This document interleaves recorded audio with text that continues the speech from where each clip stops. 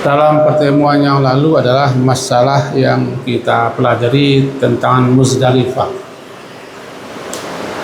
Jadi ringkasnya adalah setelah kita wukuf di Arafah,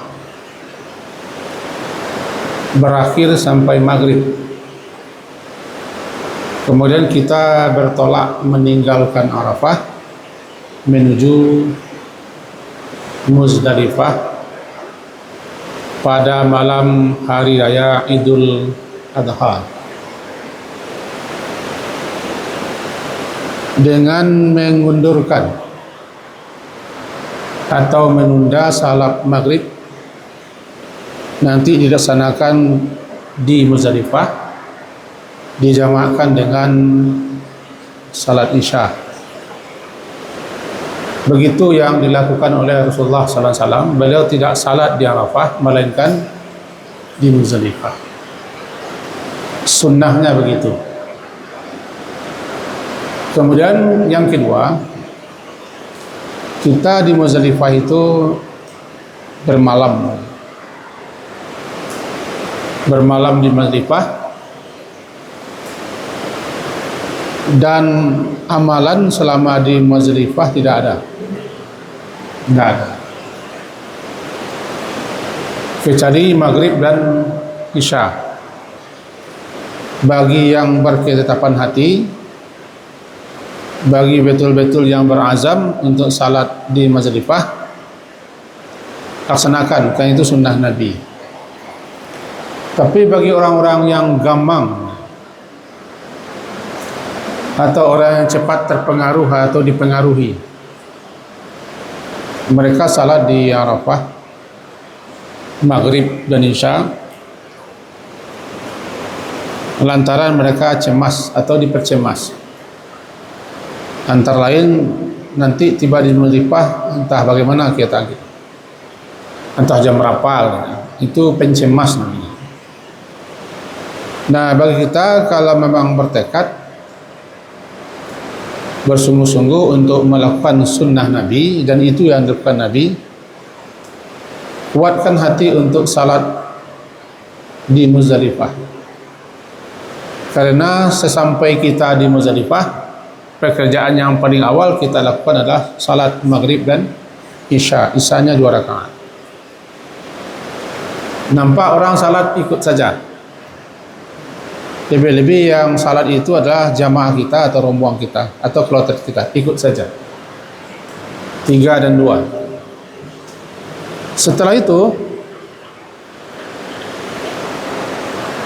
tidak ada lagi pekerjaan di Muzdalifah kecuali istirahat, tidur atau tidur-tiduran. Tapi biasanya orang lalu-lalu ayam di situ, karena membayangkan bagaimana besok. Sebab pekerjaan yang masih belum dilaksanakan adalah di Mina. Maka tidurlah sebisa-bisanya, karena memang di Muzdalifah itu bermalam untuk istirahat. Besoknya akan melakukan lempar jumrah dan seterusnya. Kemudian kesimpulan yang keempat, mengingatkan kita bermalam di Muzdalifah yang jarak antara Arafah dengan Muzdalifah itu sekitar 6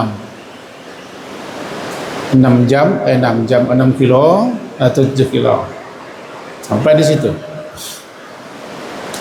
Kalau menurut sunnahnya bermalam di situ sampai pagi,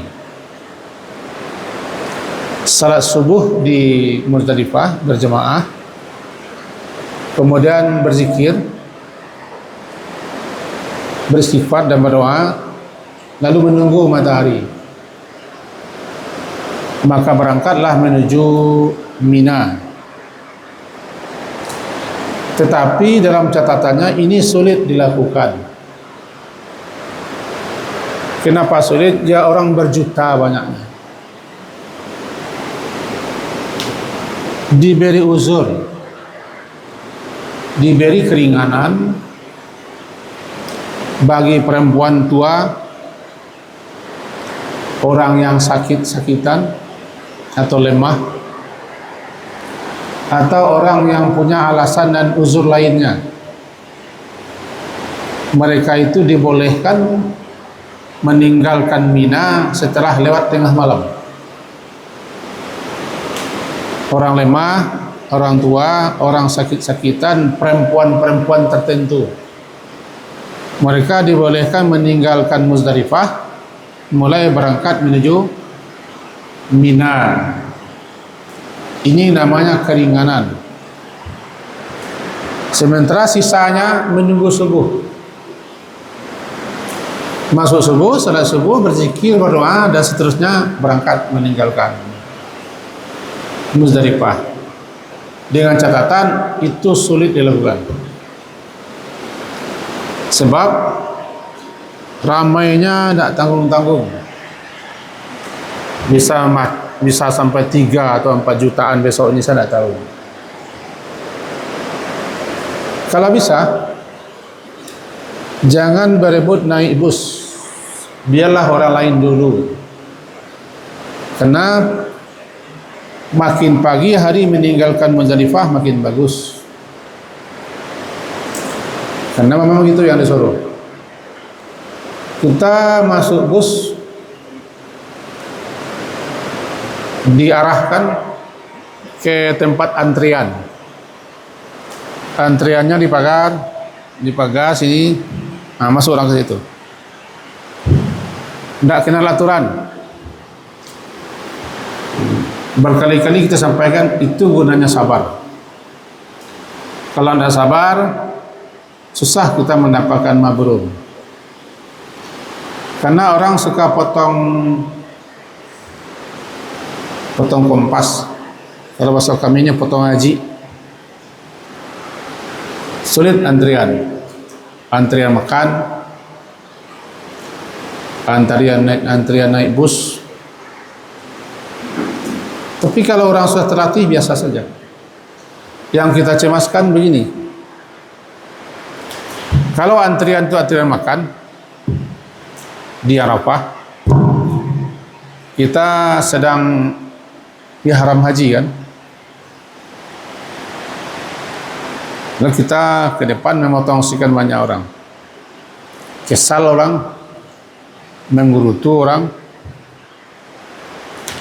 Kita sedang melaksanakan haji, jangan lakukan itu, dosa haji kita. Kalau bahasa awaknya, tidak ada orang. Awak apa ni menanti, ano atau anyo, sangat depan, agak menggerutu, lebih muncung keluar. Maka jadilah berpantun-pantun orang di situ kan. Jadi biasakanlah antri. Sama juga dengan naik pesawat. Naik pesawat kita tuh sudah ada anunya, boarding postnya kan. Tidak akan diambil dan tidak akan dipakai tempat duduk kita itu oleh orang. Kalau ada orang situ, pramugarinya langsung pindah. Tetapi karena budaya antri itu jarang, kita tidak bisa. Mereka patang bertinju lah orang di SPBU kan. Orang antrian panjang, hanya langsung saya tengkampak. Badaram jadinya kan. Mujur ada ketika haji itu. Ini kembali kita kepada yang tadi. Karena kita juga antrian naik bus, jangan buru-buru. Biarlah orang lemah-lemah, kaum-kaum wanita, orang tua-tua, silakan. Biar perlu tolong. Nanti sudah mulai orang lengang, sampai pagi itu. Malah ada yang dapat mobil itu naik matahari sampai di Mina jam 9 atau jam 10 atau jam sabale. Di situlah gunanya kita membeli donat. Di Muzdalifah tidak makan. Awak kau betulangkan nasi. Cak kuasa lah makan kolak labu, kacang padi, roti malabar. Itu makan sama dia. Makan cekok campak dia dulu. Sebab yang definisi makan kan adalah nasi. Barawana kolak labu tu maksudnya kolak kepelo hendak makan. Jadi awak nak betulangkan nasi ke? Makan terakhir awak di Arafah sore. Malam di Muzdalifah tak ada makan lagi. Itu yang kita pesankan kemarin bagi kita yang batulangkan nasi. Bali selah pop mie di Makkah agak mahal sikit sebabnya dari Indonesia super mie, indomie, pot mie alih dan sejenisnya itu barang-barang Indonesia yang masuk ke situ tapi dipindahkannya menjadi bahasa Arab. Bali lah karena tiba di Muzdalifah tidak ada makan. Andaikan kita terlambat tiba di Mina besoknya jam 9.10, kita juga belum makan. Maka kita pesankan balilah roti untuk ngunyah-ngunyah. Kau gabin lah namanya, alai rotinya. Atau yang super mie tadi, beli termos kecil di Arafah, bebas mengambil air panas. Karena air panasnya pakai bak bas. Simpan itu untuk di Muzdalifah. Kalau awak Allah orang alun lagi hamil lebih nak orang. Jangan cekik lah. Karena kita kan beribadah. Siapa yang melapangkan, dilapangkan. Siapa yang memudahkan, dimudahkan. Siapa yang suka membantu, dibantu. Itu janji Allah. Maka tinggal saya cek ya sampili ko dalam kotak di rumah lalu lagi halaban. Jangan dibawa lu ke Makkah. Lu ke Makkah itu adalah untuk beramal sekaligus untuk membantu orang beramal.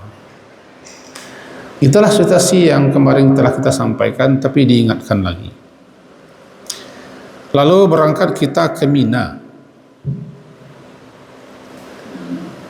Kita berada di Mina tanggal 10. Berarti orang bersiap-siap salat hari raya di tempat lain, termasuk di Masjidil Haram.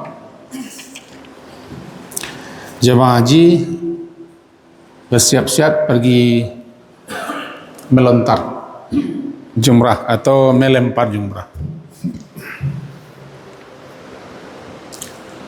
Tanggal 10. Kecil orang hari raya haji, anak-anak haji itu mana tidak ada sembahyang dah. Nyobai melempar, entah apa aku dikecil orang hari haji kan. Aku haji di Mina, setelah sampai ke Mina melempar jumrah Aqabah, atau masih di Muzdalifah. Orang di Makkah lah salat. Di Makkah tu salat Idul Adha pagi-pagi. Dawak siko mangko lama kan laporan keuangan setahun lalu. Kamu dimulai matahari naik setombak atau sejengkal di awal waktu duha. Kalau wak siko pukul 6:30 lah salat sebenarnya. Cuma orang wak itu ciko laporan yang panjang mana. Itu sambil yang minta pitih sumbangan orang rantau pulang. Padahal salat Idul Adha itu dipercepat agar segera kita menyembelih hewan korban. Yang diperlama itu salat Idul Fitri, memberi peluang kesempatan untuk orang-orang berzakat fitrah. Sebab kalau zakat fitrah itu dibagikan setelah orang salat tidak sah, namanya sedekah biasa. Itulah guna dilambatkan sedikit. Nah, kita kembali ke sini. Lalu kita secara bus per bus, kalau bagi orang yang tahu bisa berjalan, jaraknya tidak jauh. Tapi mengingat nanti ke Bajalalo ke Jamarat, nah lelah badan. Pakai mobil, bus-bus yang kita naiki semenjak semula itu bus balik diantar kita menuju Mina. Dan kemahnya sudah terpasang. Sebab kemah di Mina itu kemah sepanjang tahun, tidak dibongkar-bongkar, tetap seperti itu, paling hanya dilipat anti api. Yang akan terjadi kebakaran tidak apa-apa, anti api putih. Satu kemah bisa jadi memuat orang sampai 100-an kurang, sesuai dengan apa yang kita sampaikan dulu. Panitia haji tidak memilah-milah antara perempuan dan laki-laki. Yang penting bagi mereka, kemah dipersiapkan untuk kloter sekian, segitu. Maka pandai sajalah ketua kloter dan ketua rombongan membagi-bagi. Terkadang tidak dapat dielakkan, bercampur laki-laki dan perempuan. Maka ketika itu pakai pasang apa? Kain sarung atau apa yang bisa pasang, rentangkan tali untuk pembatas, tidak bisa dihindari. Kalau sudah pakai model itu sudah aman, karena bagaimana mungkin mereka bisa memperkirakan perempuan sekian, laki-laki sekian, jumlahnya jutaan banyaknya. Andaikan itu terjadi, terima saja. Yang paling banyak dipakai, dipasang adalah jangan suka sampai dado, naik kalang, parabo, pemerang, taburan sang. Ingat kita haji. Haji itu melatih kesabaran, mencoba menerima. Kalau ingin mabrur harus begitu, tidak ada cerita. Sesampai nanti di Mina, kita tidak dapat makan nanti zuhur. Nah, cobalah tahan perut, jangan jatuh perut tu. Kanak-kanak saya balik tiba di tanggal 8 ke pagi berangkat di hotel, cari dulu segala macam kue yang kemangannya lah. Jangan kue sekarang kuaci itu tak menganyang. Atau untuk daya tahan cari kurma ajwa 3 biji sudah sama dengan nasi sepiring. Cuma anda nak makan tu kan tak itu dah. Nak makan tu tetap roti apa nasi dah. Padahal nilai kurma tu sama dengan satu piring. Cobalah itu, kena bawa suatu penguat yaitu sari kurma atau namanya habbat sauda, yang kecil botolnya, pagi-pagi makan. Saya memakan itu kadang-kadang 4, sekali masuk 4, sore 4, karena habbat sauda itu berapapun dimakan tidak masalah amat untuk daya tahan tubuh, menggali stamina. Tidak akan nyawa, malu akan nyawa seorang itu. Nah, kembali lagi, kita dari Muzdalifah berangkat ke Mina, betul kan? Selama di Muzdalifah tidak ada amalan kecuali memilih batu kerikil. Terkadang orang sudah ngasihnya sejak di Arafah. Kalau saya dikasih orang tidak saya terima, diterima diletakkan lagi tanpa dia tahu. Karena ibadah kita itu kan enaknya di situ, kita sendiri yang memilih. Sepertilah ibu-ibu nanti, karena nanti mencapai gedung Jamarat itu bisa 6 kilo, pergi 3, pulang 3, letih, ya usahakan walaupun bisa diwakilkan. Tapi janganlah dipanci-anci badan. No, nikmatnya kan situ. Kita pilih apa tu 70 lah. Bang kau 70 lah. Ya nak kena lempar 3. Hari pertama 7. Hari kedua 21. Hari ketiga 21. Hari keempat 21. Kan 70. Itu. Memilihnya itu. Bila perlu petos tak. Kenangan, asalkan jangan ria, foto saja, memilih kerikil di di Muzdalifah. Malam hari itu juga pilih, itu tidur. Yang penting ada tidur. Apakah setengah jam atau 1 jam, yang penting tidurnya berkualitas lah. Setelah itu semua berangkat menuju Mina. Mina itu suatu lembah yang ramainya sekali setahun, selebihnya tidak ada orang lagi. Itu mengko di Mina tidak ada salat Jumat, karena Mina itu adalah tempat satu lembah yang kosong. Toko-toko, lapak-lapak itu sekali setahun adanya. Model pangkatin awak. Ada acara rami orang Pangkaleng, lah datang saya samui. Pokoknya ada ulo, ada datang saya samui. Tidak ada Jumat, tidak ada. Cuma ada kawan yang kareh. Antah kapalo nun yang kareh, antah banak nun yang kareh, antah hatinya yang kareh. Tidak tahu. Hanya ingin Jumat sini. Tidak ada orang Jumat. Yang Jumat kau ditegakkan, didirikan di suatu perkampungan, tempat tinggal, tempat bermukim. Bukan kita datang, kita bikin Jumat. Itu masalah. Jadi tidak ada Jumat. Bagi orang yang haji tidak ada salat Idul Adha, juga tidak ada salat Jumat. Jadi tidak ke Jumat bagi apa? Tidak. Ini tanya ke orang. Tidak. Kecil orang nanu, beko. Nah dulu orang nanu. Orang nanu kau pandai-pandai lo nyebar fatwa sudah tu kan. Nah kemudian yang patut dihindari bagi bapak-bapak dan ibu, di tanggal 10 di hari raya haji atau hari raya Idul Adha, kita belum boleh melempar atau melontar jumrah. Mulai melontar jumrahnya ketika waktu duha.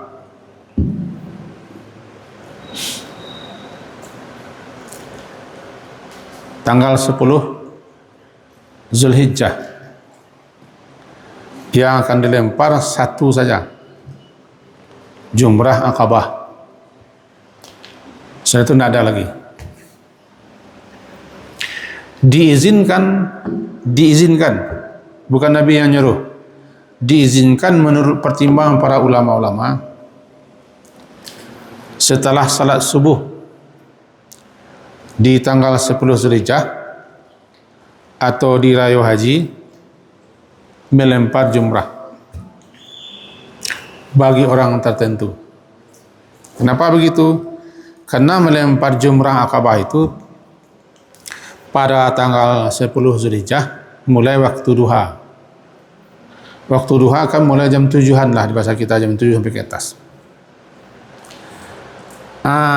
Kok kisahnya begini Pak. Dulu ketika mau membiang haji tahun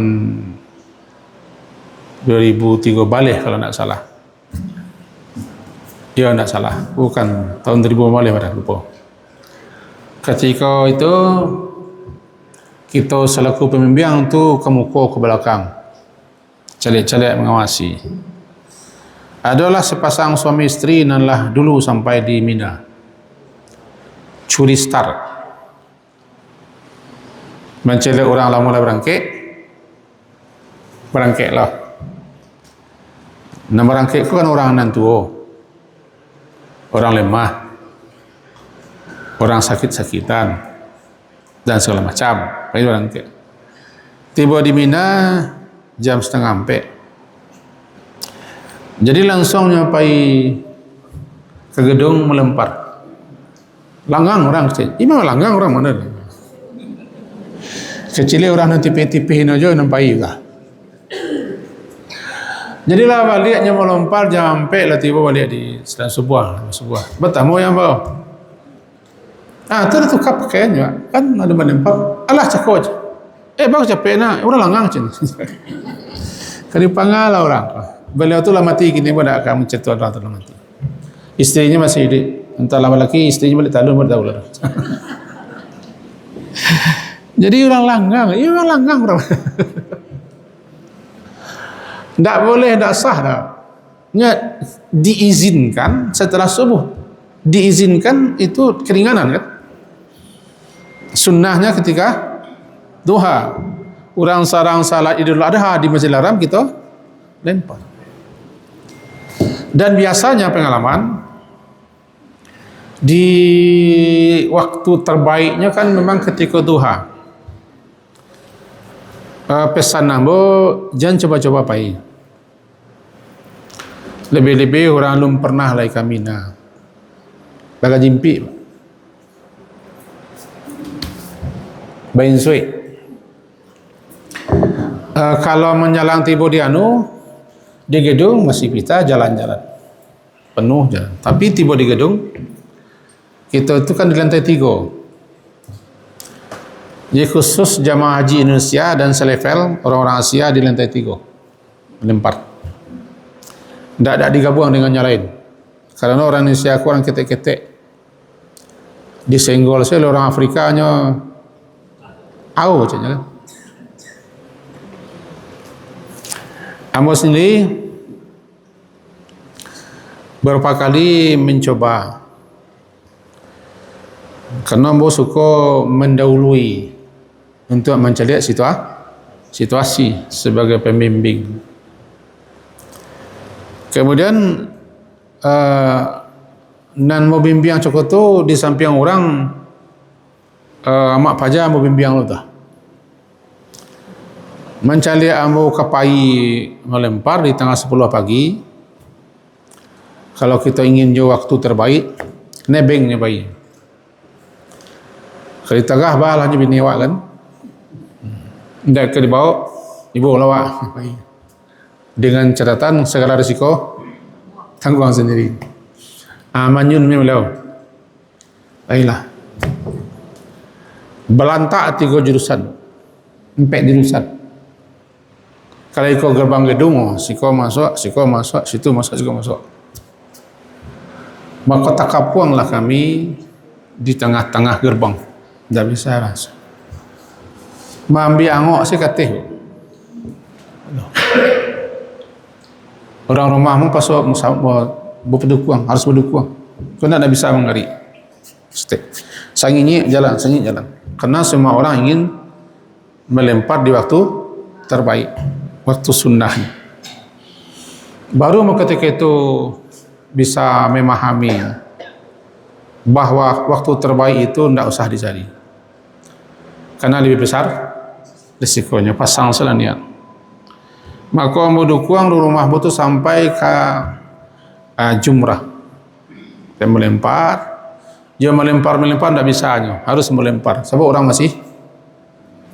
Maka orang berpesankan kepada kita semua, sesuaikan sajalah dengan arahan penanggung jawabnya.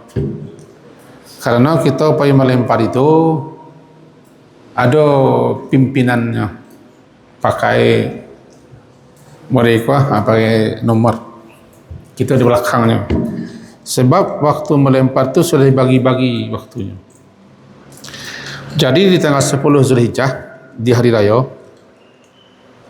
kalau kita tiba di kemah, istirahat dulu, menunggu jadwal. Lah tiba jadwal mereka baru pergi. Daripada melempar setelah subuh, biarlah melempar setelah zuhur sampai malam. Itu benar tidak boleh mendahului waktu. Hamba ulang yang kedua boleh. Daripada melempar setelah subuh di hari raya Idul Adha tanggal 10, biarlah melempar setelah zuhur, setelah asar atau sampai malam untuk melempar jumrah Aqabah. Karena curi start. Apalagi melempar sebelum subuh, tidak boleh benar kan? Mereka macam kau hanya bangga lah selesai, pasang baju. Dan yang terbaik ikuti saja komando. Sebab kita tidak pengalaman, kecuali dalam pengalaman. Lah pengalaman itu kadang-kadang tidak bagus juga. Karena kita kan ada jadwal. Ikuti saja Pak. Tuh tanggal 10. Situasinya, syukran ya. Situasinya Pak Bu, yang akan dipertimbangkan adalah keramaian. Kita baru sekali itu ke situ, walau umrah itulah 10 kali, tapi nan haji kalau alun lah tetap pengalaman baru namanya. Di umrah kan ada melempar, umrah hanya di Mekah kan. Maka ketika kita nanti lah keluar pengumuman kita nanti melempar jam sekian, ikuti saja. Pusatkan perhatian pikiran kepada ibadah. Ana dimaksud dengan melempar. Kadang-kadang melempar, kadang-kadang melontar kecil orang. Namanya orang miu. Ada 3 jumrah yang kita lempar. 3 jumrah. Nan jumrah itu sebenarnya awalnya batu kerikil. Batu sekedar sekarang kacang tanah. Namanya jumrah. Dipakai untuk melempar. Lama-lama terpakailah istilah jumrah itu melempar tonggak, tiang atau tugu di jamarat. Jamarat kok gedung tempat untuk melempar. Dahulu tidak pakai gedung, tapi dia ambil kebijaksanaan pakai gedung bertingkat 5 lapang. Akas itu kita menuju. Yang kakak itu lempar jumrah. Ada 3 jumrah. Jumrah ula mulu-mulu, wusta di tengah, Aqabah yang ketiga, yang besar. Kalau jumrah ula dakik kepada Arafah. Jumrah Aqabah mendaki kepada Masjidil Haram di tengah. Nah, dahulu kala kan sekarang tiang kan tahu. Tidak pakai atok, tidak pakai gedung, cuma dilempari. Kemudian diperlebar, panjangnya 25 meter, suka belakang. Bentuknya elips. Nah, ketebalannya 1 meter. Panjang 25 meter, ketebalan 1 meter. Kemudian ada banduannya sampai batu jatuh. Kalau di ibu-ibu kok namanya jumrahnya, di muka kok ada apa namanya jarak antara kita ya bandu aku jarak. Batu jatuh ke situ. Memecah mata saya kita melempar ke air. Jadi jangan sampai diweh-weh lo kita oleh setan. Karena setan ke macam-macam. Biasa-biasa saja melempar. Enggak lo dojo. Kata orang-orang nama ngaji, bayangkan iblis yang kita lempar. Enggak ada kita cari tol. Kita tidak melempar iblis. Itu Nabi Ibrahim. Nabi Ibrahim kan dia digaduh, digoda, dibujuk oleh iblis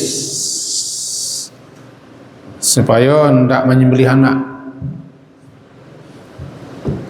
Dibujuklah Ismail, tidak mengkuih. Dibujuklah Hajar, tidak mengkuih.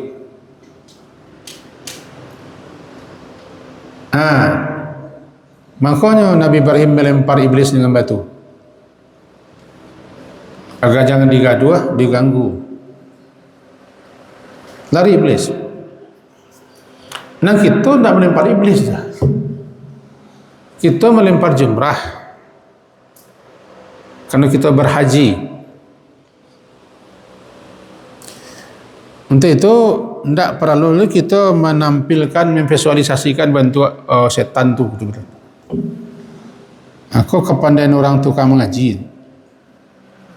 Hati-hati kita memakai istilah. Kita lempar.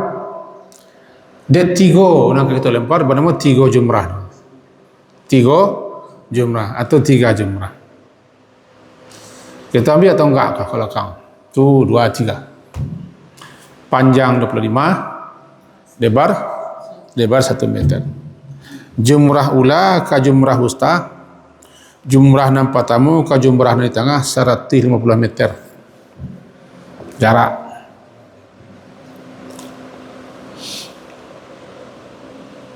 Dan jumrah wusta ke Aqabah jaraknya 190 meter. Jaraknya tu. Kita ulang. Dari ula ke wusta 150 meter. Dari wusta ke Aqabah sekitar 190 meter. Di hari pertama yang kita lempar adalah jumrah Aqabah saja, yang paling ujung. Nanti sebentar lagi macam tu. Yang paling ujung itu yang di hari pertama tanggal 10, selebihnya tidak. Besok selebihnya. Kita di Mina yang paling bagus sampai habis hari tasyrik. Tanggal 10 hari raya, tanggal 1 balik, 2 balik, 3 balik hari tasyrik. Setiap hari itu ada nama. Tanggal 8 namanya tarwiyah. Tidak tarawih dah. Tarwiyah. Tarwiyah namanya minum atau mengambil air minum. Tanggal 9 namanya hari Arafah. Tanggal 10 hari Nahar. Nahar maka menyembelih. Tanggal 11 namanya hari Qar, hari menetap. Tanggal 12 nafar awal, nafar ula. Tanggal 13 nafar sani. 1, 2, 3 balik, sebalik, 2 balik, 3 balik hari tasyrik. Sepantasnya sebagusnya kita sampai habis hari tasyrik, sempurnakan melempar. Memanglah dibolehkan meninggalkan Mina di tanggal 12 Zulhijjah. Namanya nafar awal. Itu orang nanti ingin capek. Boleh. Cuman tidak dapat fadilah menambah semalam di Mina, melempar 3 jumrah lain. Tidak dapat itu. Nah, nanti kita sampai ke situ. Nah, kita ulang balik. Sesampai di Kemah tanggal 10 Zulhijjah, di hari raya haji atau hari raya Idul Adha, kita di Mina tidak salat Idul Adha. Kita di Mina bersiap-siap untuk melempar jumrah. Kemungkinan besar melempar itu bisa dilakukan setelah zuhur, karena pertimbangannya orang ramai. Pergi ke tempat gedung jamarat itu, sudah ada pemimpin khusus yang telah ditunjuk oleh panitia haji. Biasanya anak-anak bujang. Tak perlu kita tanya-tanya kemana, kau nak ngerti itu bahasa awak tu. Iringkan saja, turutkan saja. Karena bersama kita ada ketua kloter, ada ketua rombongan, atau ketua regu. Terowongan yang akan dilewati 2 terowongan, masing-masing terowongan 1,5 kilo atau kurang seketik. Berarti melintasi terowongan saja selama 3 kilo. Beko tujuannya baru ketemu gedung jamarat besar dan gadang. Batu kerikil yang kena bawa cukup 7. Tapi kalau kita orang pakok, Kita orang pakok. Orang acok sama cokok. Kau hilang mereka. Batu, kau hilang batu. Banyak saya kok-koknya. Biarlah saya buat batu. Sebab di sepanjang jalan ke gedung itu banyak batu. Jangan acoknya pasang kok galak setan. Terus salah satu permainan setan kan menjual kita tu ragu-ragu, was-was. Alladzi yuwaswisu fi sudurin nas. Campahan kok tu. Paci itulah. Nah, kalau ada kampi aja tu. Dulu ada cerita yang hebat je. Ibu-ibu ke payah melempar. Beliau lah nama cerituan. Lempar semangat. Melempar itu 7 kali. Yo. Dia lebih tujuannya. Bukan betul juga. Betul lagi tangan lain. Pada mau pulang, naik pungkang sadalan. Itu benar. Ibu tu kini lah meninggal.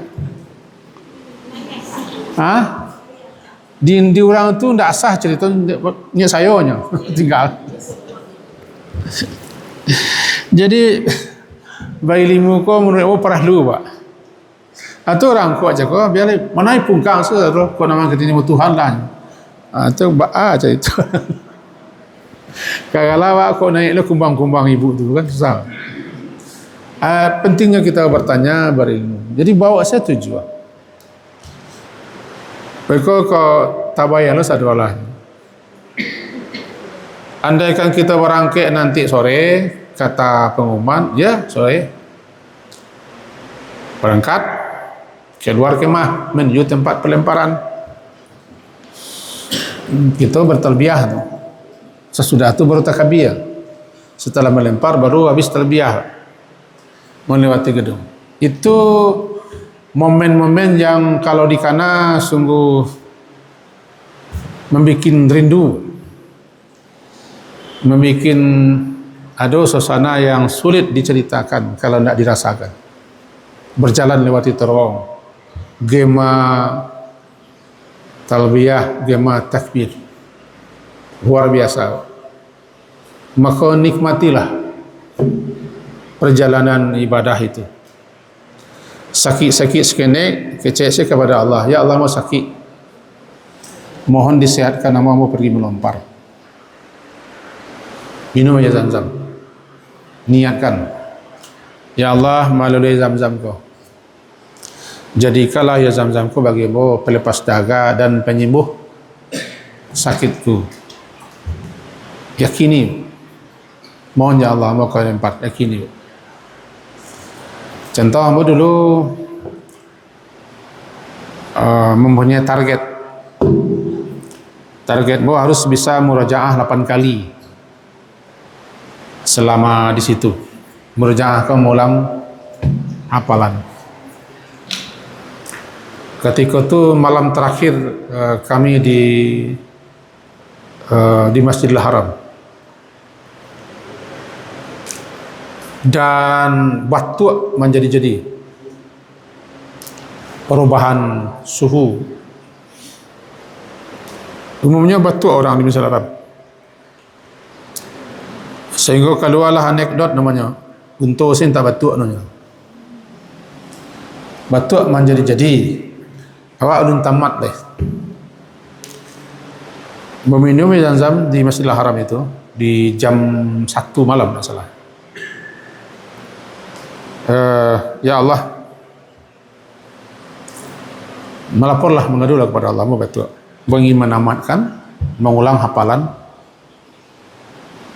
Sekitu kapi ke Madinah besoknya. Malahnya Allah sehatkan ya Allah di Zam-Zam, lancarkan suara keluar, hilangkan tekantuk, ya minum Zam-Zam. Ringan, lalu kita fokus balik, telah hilang saya. Kau masalahnya masalah keyakinan. Idza maridtu fahuwa yashfin. Apabila aku sakit, dialah yang menyembuhkanku. Bukan obat yang menyembuhkan. Tidak.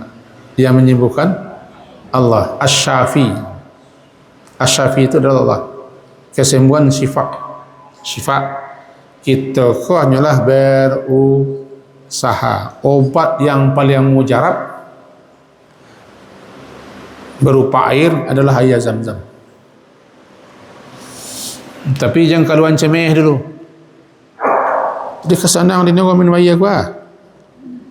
Sedangkan di Bukit Tinggi saya kita lampai rumah sakit kita tulislah pel saya lagi orang tak senang. Air ke sana lah jangan tu. Itulah air yang tak ada gantinya. Yakin yang berarti.